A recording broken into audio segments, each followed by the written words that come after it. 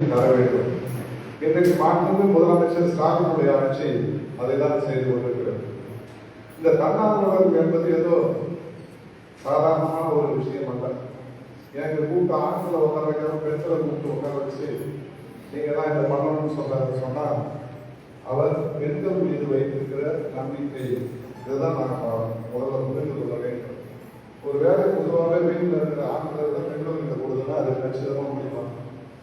ஏன்னு சொன்னா ஆண்கள் பல வேலைகள் இந்த மாதிரி வெளியே போயிட்டாங்கன்னா ஒரு வேலையை சொல்லிட்டோம்னா அதை அனுசரிச்சு அந்த குறிப்பிட்ட நேரத்தோட செய்யக்கூடிய வல்லமை பெண்களுக்கு தான் உண்டு.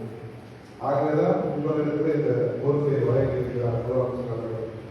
நம்முடைய துணை மண்டல ஆட்சியர் அவர்கள் பேசும்போது சொன்னாங்க, டாக்குமெண்டேஷன் ரொம்ப முக்கியம்.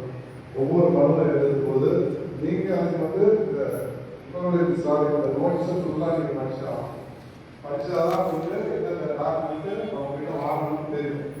இப்போ நிறைய பேர் நம்ம கடந்த ஆண்டு இதே மாதிரி மக்கள் உணர்வு சொல்லிட்டு நம்ம ஒன்றியத்தில் ஒரு 7 இடத்துல கிராமம் நடுவோம். நம்ம பார்த்தீங்கன்னா அந்த மனித கொடுக்கும்போது நீங்க தான் இருக்கீங்க. மக்கள் உணர்வு பார்த்தீங்கன்னா அடிச்சு பிடிச்சுன்னு ஒரு வெள்ள பேப்பரை எழுதி கொடுத்துட்டு நிறைய உண்டான காட்சிகள் சான்றிதழ் வைக்காம நிறைய மனுக்கள் ஆயிடுச்சு. 100% 75% மனுக்கள் மீது நிவாரணம் தேடப்பட்டுள்ளது. அதுதான் துணை வட்டாட்சியர் அவர்கள் சொன்னாங்க. மீது 25% மனுக்கள் தள்ளுபடியான காரணம் பார்த்தீங்கன்னா அதுக்கு துணை மனுக்கள், அதாவது ஆதார மக்கள் எந்த விதமான சான்றிதழும் அதில் இணைக்கப்படாததான் காரணம். ஆகவே இங்கே பொறுப்பேற்றிருக்கிற தன்னார்வலர்கள் நீங்கள் ஒவ்வொரு குடும்பத்திலும் போகும்போது அதான் நம்ம முதலமைச்சர் ஒரு கலைஞர் மாவட்ட ஆட்சியர்கள் மாநாட்டில் பேசும்போது சொன்னார், ஏழை மக்கள் ஒரு ஆட்சியரை சந்திச்சு ஒரு மனு கொடுக்கலாம்னு சொன்னார். அந்த மனுக்கள் நாம் வெறும் காயத்தான் நினைக்கக்கூடாது.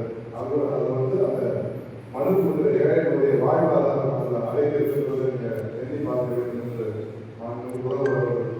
ஆட்சியர்களுடைய சொல்லியிருக்காங்க.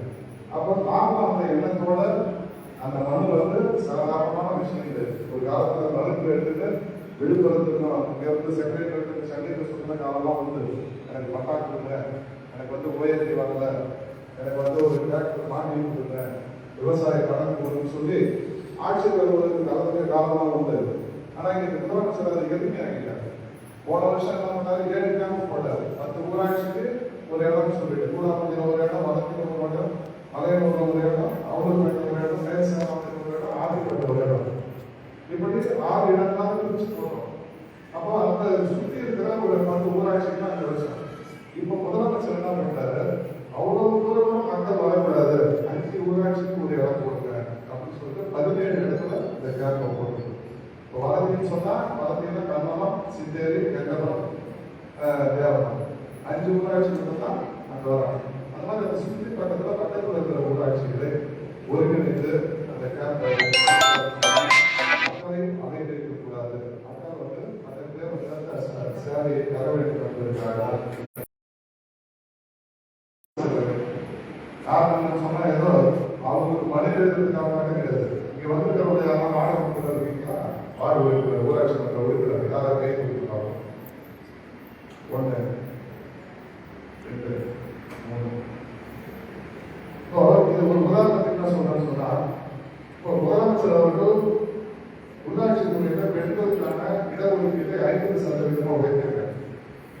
இங்க பாத்தீங்கன்னா நம்ம ஊராட்சி மன்றத்தில் ஒரு உதாரணமாக எடுத்துக்கலாம். இங்க ஒன்றிய குழு பெருந்தவர் யாருன்னு பாத்தீங்கன்னா பெண் தான். துணை ஒன்றிய குழு பெருந்தவர் யாருன்னா பெண். 24 கவுன்சிலர்ல 14 பேர் பெண்கள், 10 பேர் தான் ஆண்கள். அப்போ உள்ளாட்சியில் 60% 50% இல்லை, 60% பெண்கள் கொடுத்துருக்காங்க. ஊராட்சி மன்ற தலைவர்கள் 55 பேர் பாத்தீங்கன்னா 30 பேர் பெண்கள் இருக்காங்க, மீது 25 பேர் தான் ஆண்கள் இருக்காங்க. அப்போ இது உங்களுக்கும் பயன்படக்கூடிய ஒரு சேவை. இன்னும் ஒரு வருஷத்துல என்ன வரும்போது உள்ளாட்சி மன்ற தேர்தல் வரும்போது, சட்டமன்ற தேர்தல் வரும்போது, நீங்க ஒவ்வொரு வீடா போய் மக்களை சந்திச்சு இதை செஞ்சு கொடுத்தீங்கன்னு சொன்னா இங்க பல பேர் தலைவர் ஆகிறதுக்கு வாய்ப்பு இருக்கு, ஊராட்சி மன்ற உறுப்பினர் ஆகிறதுக்கு வாய்ப்பு இருக்கு, ஒன்றிய குழு உறுப்பினர் மாவட்ட ஊராட்சி குழு உறுப்பினர் ஆகலாம். ஆகவே இதை வைத்து மக்களுக்கு சேவை செய்கிற ஒரு பணிகள் என்பதை அர்ப்பணித்துக் கொள்ள வேண்டும் என்பதை இந்த நேரத்தில் தெரிவித்துக் கொள்கிறேன். ஏன்னா இடஒதுக்கீடு என்பது பெண்களுக்கான இடஒதுக்கீடு தான் அதிகமாக போகுது. இன்னைக்கு ஆட்சி நடக்கிறது பார்த்தீங்கன்னா ஆட்சி பிரிவு ஆண்களாக இருக்கலாம், யாருக்காக நடக்குது? எல்லாருக்கும் பார்த்தீங்கன்னா பெண்களுக்காக தான். அதான் ஒருத்தர் கேட்டார், பெண்களுக்கு மட்டும் போக்குவரத்து வண்டியில் பஸ்ல பார்த்தீங்கன்னா இலவசமா பஸ் கொடுக்கல, நாங்கள் எங்களுக்குலாம் விடமாட்டீங்களான்னு சொல்லி ஒரு முதலமைச்சருக்கு ஒரு கடிதம் ஒருத்தர் போட்டார். அது பேசுற தலைவர் வந்து பேட்டியே கொடுத்தாரு. ஒரு இலவசம் கொடுத்தா தேவையில்லாம பஸ் ஏறி போவார், எதுக்கு போறதே தெரியாது. ஆனா பெண்களுக்கு இலவசம் கொடுக்க சொன்னா தேவையானது மட்டும்தான் அதை பயன்படுத்துவாங்கன்னு சொல்கிறாருன்னு சொன்னால் அந்த அளவுக்கு பெண்களின் முதலமைச்சராக நான் முதலமைச்சர் அவர்கள் திகழ்ந்து கொண்டிருக்கிறார். அவர் என்ன சொல்கிறார் சொன்னால் உங்களுடன் ஸ்டாலின் என்று சொல்கிறார். நாம் என்ன சொல்ல வேண்டும் என்று சொன்னால் ஸ்டாலினுடன் நாங்கள் என்று சொல்லுகிற அளவில் நம்முடைய பணியை நாம் பாதித்துக் கொள்ள வேண்டும். அரசாங்கத்தினுடைய கூடுதலாக மக்கள் என்ன பாருங்க, அம்பாசிடர்னு சொல்லுவாங்க இங்கிலீஷ்ல. அப்ப அரசாங்கத்தினுடைய முதலமைச்சர் அவர்களுடைய தூதுவர்களாக மக்கள் எடுத்து செல்கிறார்கள். தூதுவரோட வேலை என்ன? அந்த நாட்டினுடைய தூதர், அமெரிக்காவுடைய தூதர் இந்தியா வந்து சொல்றாரு, எங்க நாட்டில் இந்த வளங்கள்லாம் இருக்கு, இதெல்லாம் பயன்படுத்தி கொடுக்குறது, இவ்வளவு தொழில் பண்றோம், எங்களுக்கு இடம் சொன்னா அந்த தொழில் வளர்ச்சியை உங்களுக்கு கொடுப்போம்னு சொல்றாங்க.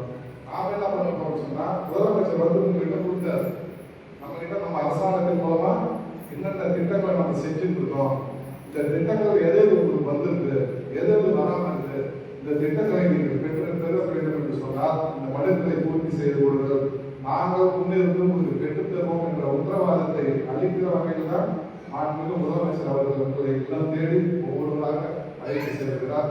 ஆகவே நீங்கள் இந்த நல்ல வாய்ப்பை பயன்படுத்திக் கொண்டு ஒவ்வொருவரும் அனைத்து இல்லங்களும், ஒரு வீட்டில் கூட நம்ம போகாத கூடாது, ஒரு இடத்துல உட்காந்து 10 பேர் கூட்டு பண்ணுவாங்க, 20 பேர் கூடாது, ஒவ்வொரு வாசப்படியிலும் நம்ம உள்ள ஏறி அந்த அளவிற்கு இதில் யாரு நிறைவான பணியை செய்கிறார்களோ நம்ம வட்டார வளர்ச்சி அலுவலர்களோ நம்முடைய விஎம் அவர்கள் சொல்லுகிற 3 பேருக்கு நாங்கள் சிறப்பான ஒரு மரியாதை செய்து பரிசு வழங்கும் நிகழ்ச்சியை இந்த இடத்திலே நடத்தியிருக்கிறோம் என்பதை தெரிவித்துக்